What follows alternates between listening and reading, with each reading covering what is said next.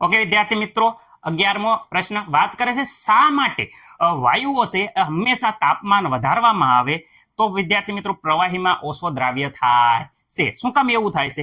કારણ કે આપણે જ્યારે પ્રવાહીમાં વાયુ મિક્સ કરી અને વિદ્યાર્થી મિત્રો ઠંડા પીણા બનાવીએ છીએ, કોકોકોલા બધી બોટલો જે આવે છે સોડાની, એ વિદ્યાર્થી મિત્રો આપણે શું કરીએ છીએ? ઠંડકમાં રાખીએ છીએ. શા માટે એને ગરમીમાં રાખવામાં નથી આવતી? કારણ વિદ્યાર્થી મિત્રો શું થાય છે? અહીંયા જુઓ પ્રક્રિયા, વાયુ અને પ્રવાહી મિક્સ કરવામાં આવે હરખી રીતે ત્યારે વિદ્યાર્થી મિત્રો વાયુ પ્રવાહીમાં ઓગળી જાય છે. રેડી? ત્યારે ડેલ્ટા એસ નું મૂલ્ય ઋણ હોય છે. આ રીતે રેડી? ઓકે.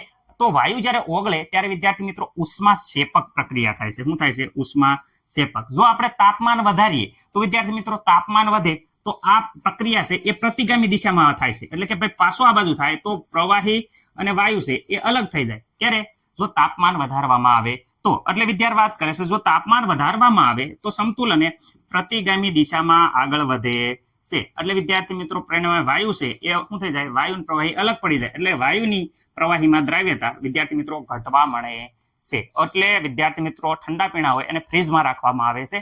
રેડી?